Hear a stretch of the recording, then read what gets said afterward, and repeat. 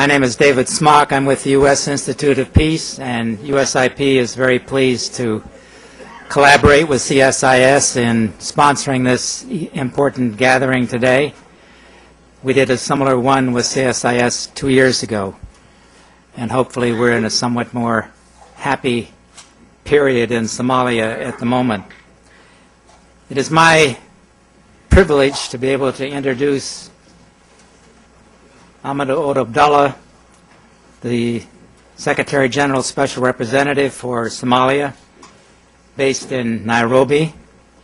As you know, he has been the chief architect of the Djibouti peace process.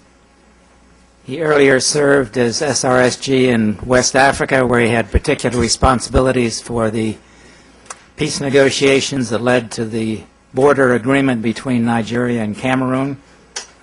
Earlier, he served as SRSG in Burundi and has held a range of different positions with the UN over the years. In his native Mauritania, he was foreign minister as well as being ambassador to the U.S. I got to know Ahmedou when he was head of the Global Coalition for Africa here in Washington for several years. And I marveled at the way he moved around the city, moved around the halls of Congress.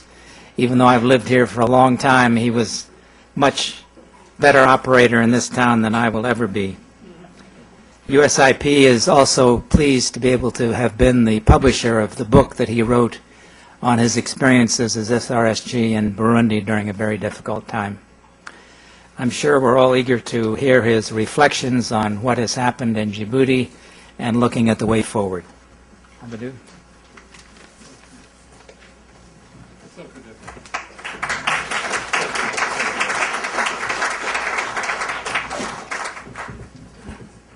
Thank you very much. I'm very pleased indeed to speak at this session and your chair. As you said, we have known each other for a number of years. I see here someone also I have known, and many in Washingtonian. And David has been in many parts of Africa, and he knows our continent. And he has been very helpful when I came to publish my account on situation in Burundi. So, before going into the point I would like to make with you, I would like first to remind that I'm not specialist of Somalia. I am not. I'm happy to have been there for the last 15 months, but I'm no specialist. And as a matter of fact, I think it is good not to be specialist in Somalia, because Somalia is not a case study. We are dealing with a human being, and to me, I see Somalia as a country in conflict, like other African countries, Mozambique, Angola, Rwanda, Burundi, Liberia, Sierra Leone, but also like other European countries, like former Yugoslavia, or like Cambodia. So I put the case or the situation in Somalia in a context. Second, before even setting foot in Somalia, I pleaded with a number of people I know not to consider Somalia a case study, just to study Somalia for Somalia. We should address, at least this is my conception, should address Somalia to find or to think finding a way out. Not to. So this is the first observation. The second is when you reach a settlement, it cannot be perfect or ideal. It has to be perfected. You cannot make a settlement alone. This is why this idea of ownership or driving seat is to me sometimes relevant. As I mentioned earlier, when people were trying to help former Yugoslavia, and it was resilient, you had an American diplomat who invited the Yugoslavian on an American base in Dayton, Ohio, and everything was convincing. They signed an agreement which is still lasting. So every conflict has its own personality. We have to adapt. No size fits all, but also we should not say Somalia is unique.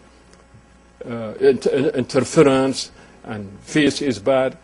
We had blatant interference in Mozambique civil war, South African, US, Russia, everywhere. We had blatant interference in Angola, same partner. There was interference in Liberia, from Guinea, from Cote d'Ivoire, maybe some American or French or whatever, same in Sierra Leone. So to think that a conflict will be immune from interference, I think it may be possible, but I have never seen it. So Cambodia, it was even China and Vietnam. So every conflict you have an interference. The way out is for the national from that country to have enough capacity, strength, wisdom to compromise, to make a compromise, to make a concession. The fight for winner takes all is not convincing and has failed in more and more conflicts. So I don't consider Somalia as unique on earth.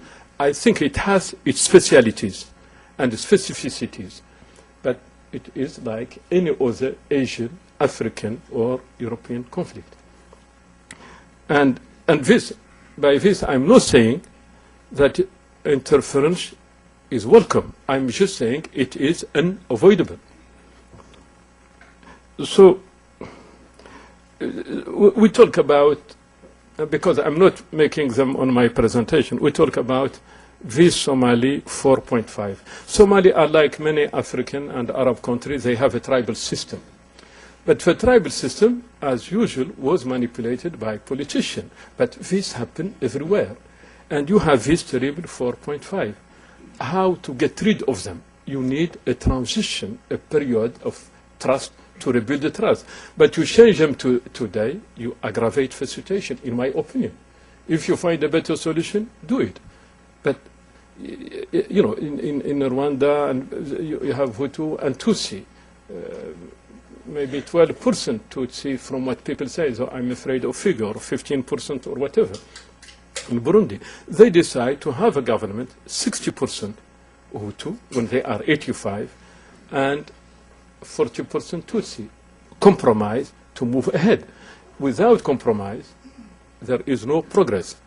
And at Security Council, I mentioned the most famous compromise for Muslim, compromise of Al-Hudaybiyah, when Prophet Muhammad accepted to make a compromise, just to advance. Another point in this,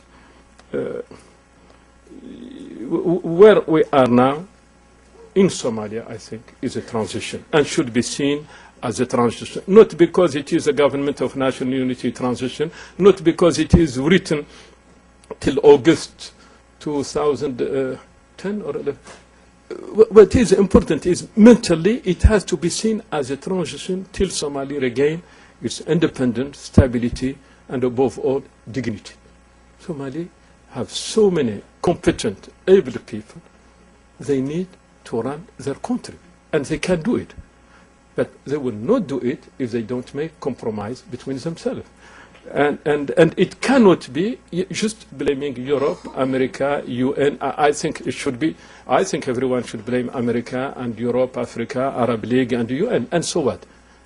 So the problem is compromise, to have credible government, tolerant, and to introduce. On the size of government, I'm not defending the government.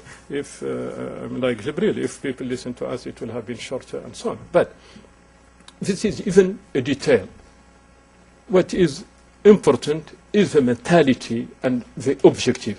When Museveni came to power, his first government was 125. His first parliament was 1,000. Look it around in your file. 125 cabinet member, 1,000. But it was an objective to include and to go beyond it.